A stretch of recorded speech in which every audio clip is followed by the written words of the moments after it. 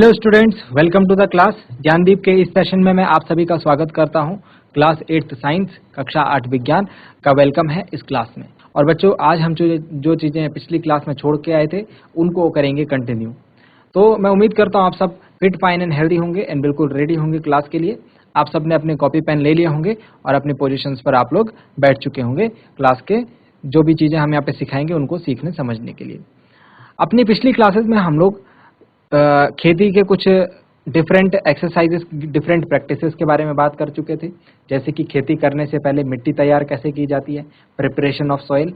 उसके अलावा नंबर 2 पे हमने देखा था सोइंग, यानी बुआई, जब बीजों को बोया जाता है। इनसे संबंधित हमने जो भी हथियार हैं, जो भी औजार हैं, उनकी भी चर्चा करी थी यहाँ पर, है ना। तो औजार के बारे में भी आपको ये बताया जा रहा है कि पुराने ज़माने में कैसे औजार होते थे और आज की डेट में कैसे औजार हैं, जो मॉडर्न डे में जो भी टेक्निक्स हैं। अब आज की क्लास में हम लोग क्या बात करने वाले हैं? आज की क्लास में हम बहुत ही इम्पोर्टेंट टॉपिक, खेती के एक बहुत ही इम्पोर्टेंट टॉपिक, क्रॉप प्रोडक्शन के एक बहुत ही इम्पोर्टेंट टॉपिक, जिसका नाम है difference between manure and fertiliser, यानी खाद और उर्वरक के बीच में क्या अंतर है, इसके ऊपर चर्चा हम आज लोग करेंगे। बच्चों, फर्टिलाइजर और मैन्योर यानी कि उर्वरक और खाद, दोनों के बीच में डिफरेंस बहुत बड़ा है। ठीक है, एक जैविक है और दूसरा केमिकल है। जैविक और केमिकल का मतलब ये है कि कोई चीज, जैसे सपोज कूड़ा दो टाइप का होता है ना।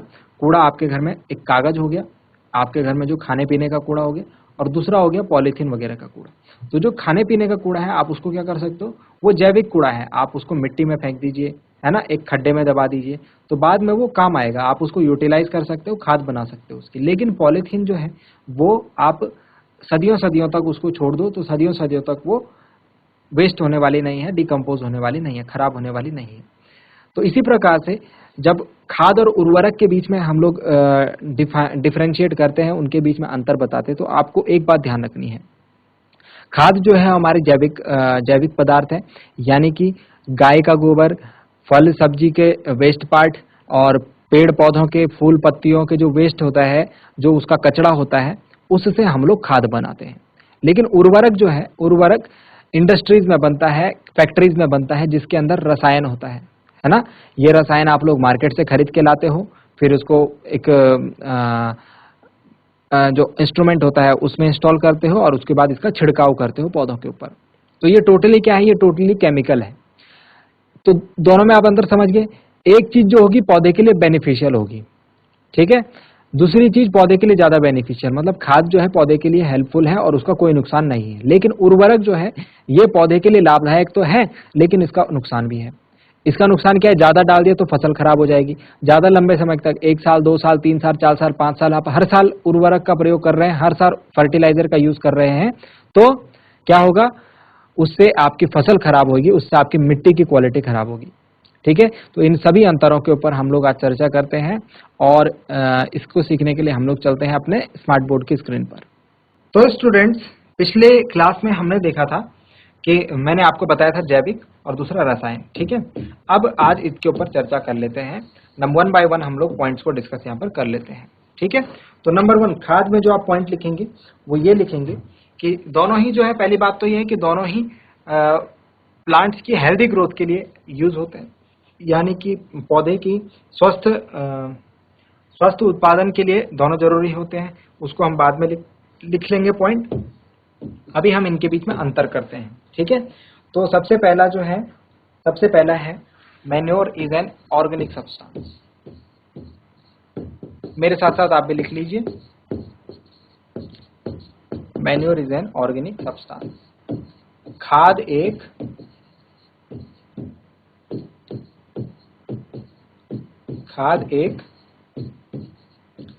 जैविक पदार्थ है।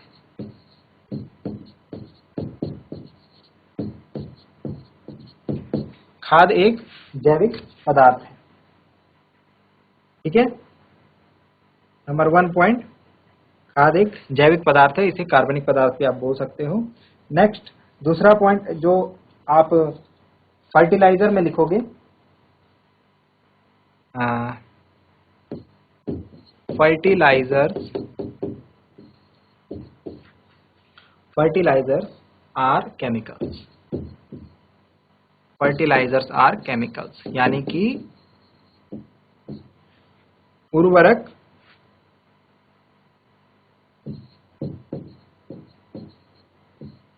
रासायनिक पदार्थ होते हैं।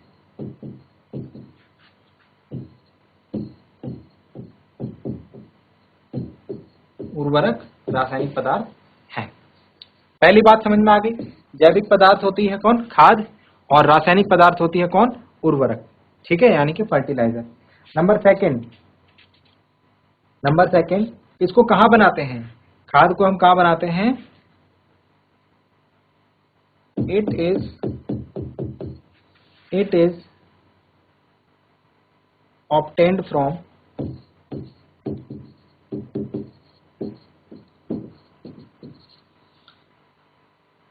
the decomposition of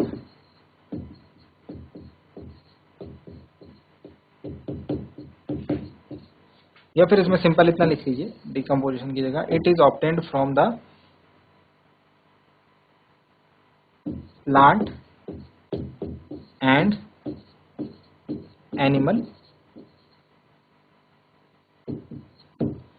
ठीक है, इसे कैसे प्राप्त किया जाता है? इसे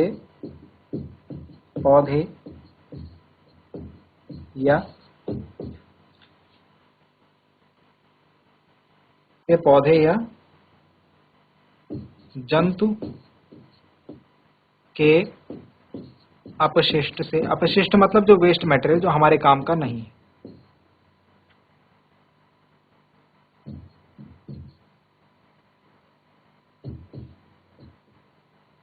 प्राप्त किया जाता है। ठीक है, उर्वरक के ऊपर अगर बात की जाए, उर्वरक को हम लोग कहाँ बनाते हैं?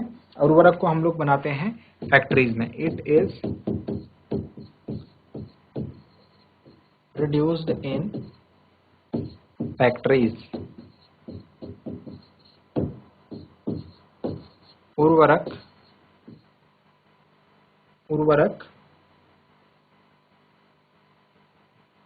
का उत्पादन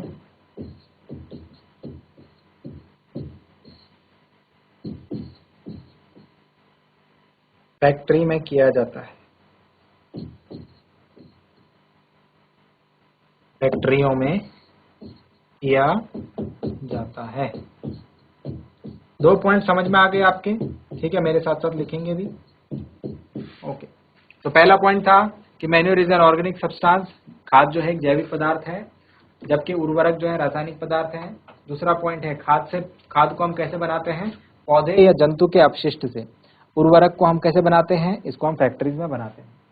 ठीक है, नेक्स्ट थर्ड पॉइंट पे आ जाएंगे। लाइन आप ड्रॉ कर लीजिए।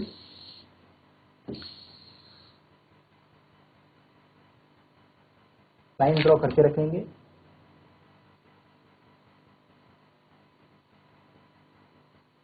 ठीक है, एक तरफ इस तरफ हम खाद लिख रहे हैं, दूसरी तरफ उर्वरक। ठीक है, थर्ड पॉइंट के ऊपर आते हैं। थर्ड पॉइंट में हम लोग नोट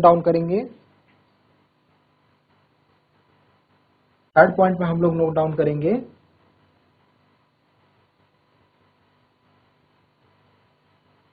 इसके अंदर क्या क्या आते हैं? तो इसके अंदर हमारे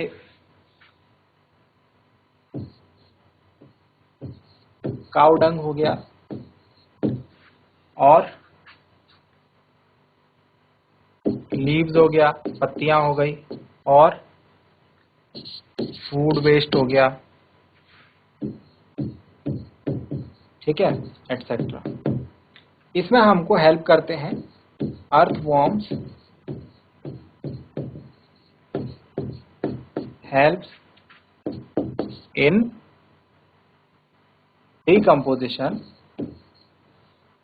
Earthworm helps in decomposition of substances। यानी कि आपने यहाँ पर देखा होगा, जो इसके उदाहरण है मैंने बताया था, गाय का गोबर,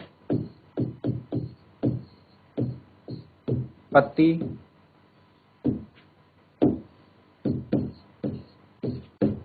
भोज्य पदार्थ के जो अपशिष्ट है। केंचुए जो होते हैं, केंचुए आपने देखा होगा कि कि कभी आप गोबर से खाद बना रहे हैं तो उसमें केंचुए होते हैं बहुत सारी मात्रा में। इन केंचुओं का काम है इसमें इसको खाद को अच्छा बनाना, इसकी क्वालिटी को अच्छा बनाना। ठीक है, मैंने आपको बताया भी था अपनी पिछली क्लासेस में कि केंचुआ जो है इसको हम किसान का दोस्त कहते हैं। ये कौन है? किसान का दोस्त। तो जो काम किसान करना चाहता है वही काम केंचुआ करने में उसकी मदद करता है। ये जब खाद मिट्टी के साथ मिलाई जाती है तो ये मिट्टी को ज्यादा न्यूट्रिशंस प्रोवाइड कराती है और फसल को अच्छी बनाती है। ठीक है, तो ये काम होता है केंचुओं का। जबकि इधर हम आएंगे तो फर्टिलाइजर्स में हमारे पास जो 3-4 टाइप के हैं वो है यूरिया हो गया, इसके अलावा एनपीके, एन का मतलब नाइट्रोजन, पी का मतलब फॉस्फोरस, ठीक है, और के का मतलब पोटेशियम। के का मतलब पोटेशियम। तो इसमें क्या होता है, इसमें एक चीज आपको और ध्यान रखनी है कि जो विशेष प्रकार की, जैसे सपोज आप कोई ऐसी फसल उगा रहे हो जिसके लिए नाइट्रोजन ज्यादा जरूरी है ना, जिसके क्वालिटी, जिसके ग्रोथ के लिए नाइट्रोजन की ज्यादा आवश्यकता है, तो सिर्फ आप बाजार में जाओगे, आप उस प्रकार का उर्वरक लेके आओगे। समझ रहे हो? मतलब कि अलग अलग प्रकार के उर्वरक हमारे पास उपलब्ध हैं, जैसे यूरिया हो गया, एनपीके हो गया, और इसके अलावा अमोनियम सल्फेट आदि। हिंदी में भी इनका नाम इसी प्रकार है, तो आप इनको एज इट इज लिख लीजिए, आदि एटसेट्रा। ठीक है, तो पहला पॉइंट हो गया कि ऑर्गेनिक होता है। मैन्योर हमारा पौधे या पत्तियों के अपशिष्ट से बना होता है, जबकि फर्टिलाइजर को हम फैक्ट्रियों में बनाते हैं, रसायन होता है। दूसरा पॉइंट हमने ये लिखा, इनके उदाहरण लिखे। अब जो नेक्स्ट पॉइंट है number 4,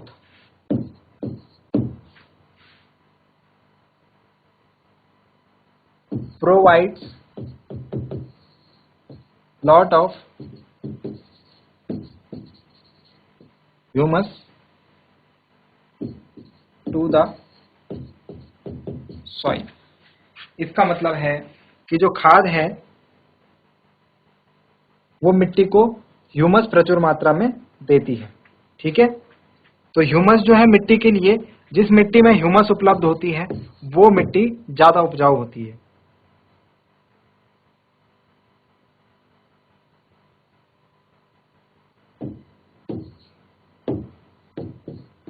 Do not provide humus to the soil। वहीं दूसरी तरफ जो फर्टिलाइजर है, जो उर्वरक है, वो मिट्टी को ह्यूमस प्राप्त नहीं करवाते। Number 5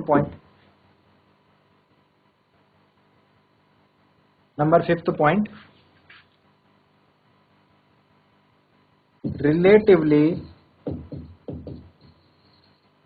less rich in plant nutrients। ये इसका एक थोड़ा सा ड्रॉबैक है, इसको मैं समझा देता हूं। ये इसकी कमी है, कमजोरी है। क्या मतलब है इसका? पादप पोषक कम होते हैं इसमें।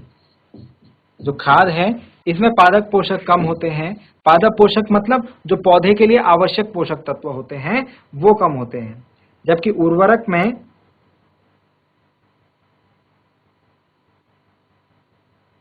very rich in plant nutrients।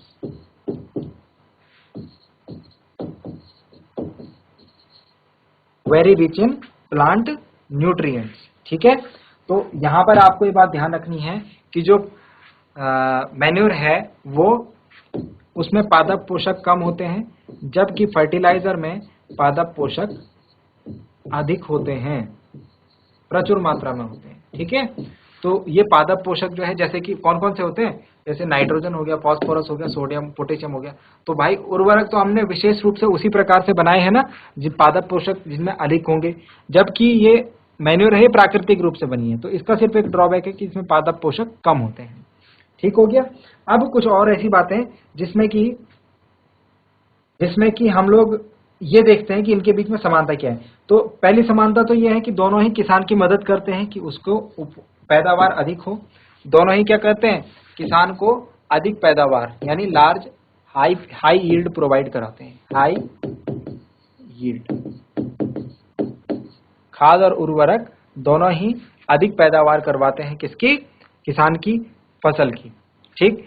Next जो पॉइंट है वो ये है कि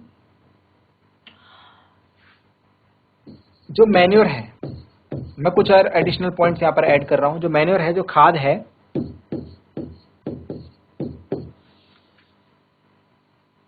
इससे पौधे की इट इम्प्रूव्स, एक इंपॉर्टेंट पॉइंट है, ठीक है, it improve soil texture as well as water retaining capacity.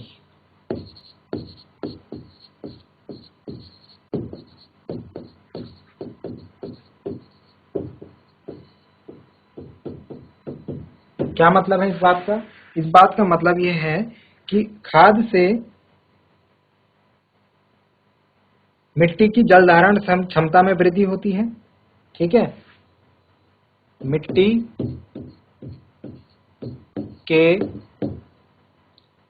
गठन एवं जल अवशोषण क्षमता में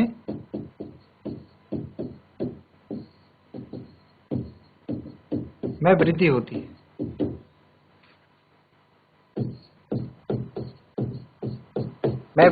किससे? हमारे मैन्योर से। ठीक है, जबकि फर्टिलाइजर में ऐसा नहीं होता। ठीक। दूसरा पॉइंट, ये फर्स्ट पॉइंट है।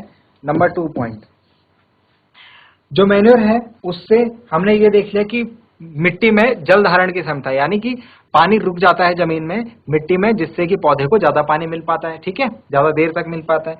तो ये एक प्लस पॉइंट हो गया। दूसरा, it makes the soil porous.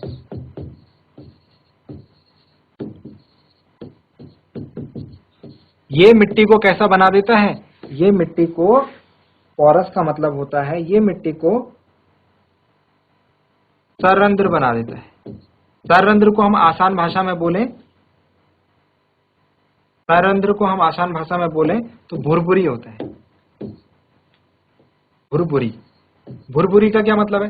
भुरभुरी मतलब कि उसमें गैप आ जाएंगे मिट्टी में, है ना, तो जिससे गैस आने जाने के लिए रास्ता जो होगा, छोटे छोटे रास्ते बन जाएंगे। तो गैसों का आदान प्रदान होगा, है ना, गैसों का आदान प्रदान होगा, तो उससे भी जो फसल होगी अच्छी होगी। Third point, it increases the number of friendly microbes। और ये फ्रेंडली माइक्रोब कौन से थे? वो जीवाणु, मित्र जीवाणु, अभी बताया था आपको किसान के मित्र होते हैं, तो उनकी संख्या में वृद्धि हो जाती है किससे? खाद का अगर आप प्रयोग करोगे। ठीक है। और लास्ट पॉइंट जो है, जो मैंने आपको बता ही दिया है कि जिससे इम्प्रूव सॉइल का टेक्सचर जो है इम्प्रूव हो जाता है। ठीक है। नेक्स्ट जो है, जिसमें मैंने आपको बताया खाद, ये तो खाद के हो गए लाभ हमारे पास कि खाद के क्या क्या लाभ हैं। ठीक है। नेक्स्ट पॉइंट में आप देखिए फर्टिलाइजर के नुकसान। फर्टिलाइजर,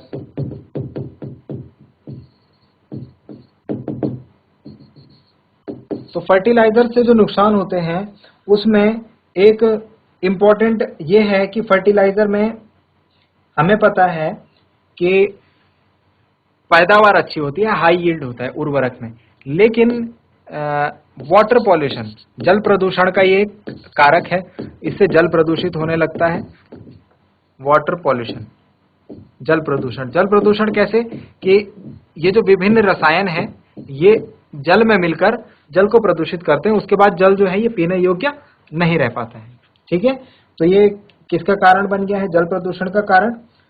इसके अलावा मैंने आपको बताया कि यदि आप ज्यादा समय तक इसका प्रयोग करेंगे, ज्यादा समय तक फर्टिलाइजर का प्रयोग करेंगे खेतों में, तो उससे फसल जो है, मिट्टी जो है वो खराब हो जाती है।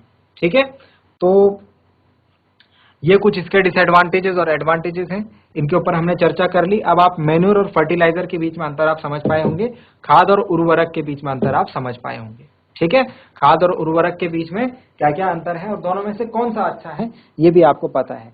उर्वरक का आप इस्तेमाल कर तो सकते हैं, लेकिन ज्यादा मात्रा में नहीं कीजिए, क्योंकि ज्यादा मात्रा में ये नुकसान क्रिएट करती है, फायदे कम होते हैं। अधिक मात्रा में आपको अगर आप प्रयोग करना है तो आप खाद का प्रयोग कीजिए। ठीक है, एक मैं यहाँ पर टर्म लिख रहा हूं, एक बिंदु यहाँ पर लिख रहा हूं और इसकी परिभाषा के बारे में बात कर रहे हैं, वो है क्रॉप रोटेशन। इसको हेडिंग डालिए आप सभी, क्रॉप रोटेशन। क्रॉप रोटेशन का मतलब होता है फसल चक्रण।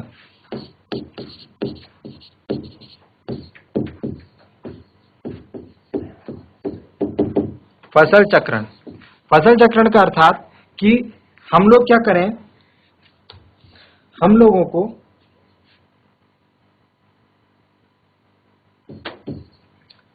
To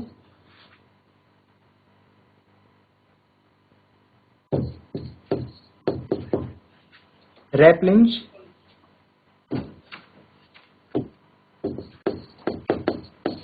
the soil, to replenish the soil with nutrients, यानी कि मिट्टी में ज्यादा पोषक तत्व आ जाए, मिट्टी में ज्यादा पोषक तत्व आ जाए, इसके लिए हम क्या कर सकते हैं? इसके लिए हम फसल चक्रण कर सकते हैं। ठीक है, मिट्टी में पोषक तत्वों की अधिकता के लिए हम लोग फसल चक्रण कर सकते हैं। फसल चक्रण क्या प्रक्रिया है? हमको क्या करना है कि एक फसल के बाद खेत में दूसरे किस्म की फसल को एकांतर क्रम में उगाया जाता है। ठीक है, इसमें क्या किया जाता है? एक किस्म की